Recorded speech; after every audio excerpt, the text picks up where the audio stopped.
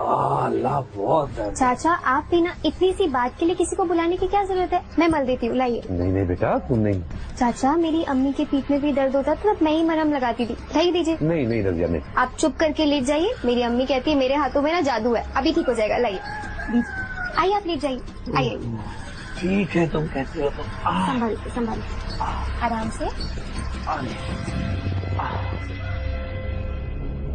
वो मेरी पीठ पे मरहम लगाती रही, मैंने उसके बदन की गर्माहट को महसूस किया। रजिया एक बात कहूं, अगर इसी तरह काम करती रहोगी ना तो कुछ नहीं होगा।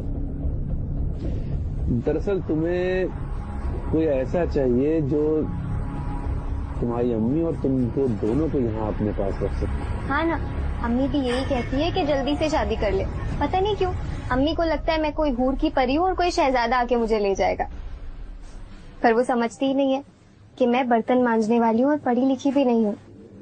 मेरे लिए तो तुम किसी हूर परी से कम नहीं हो।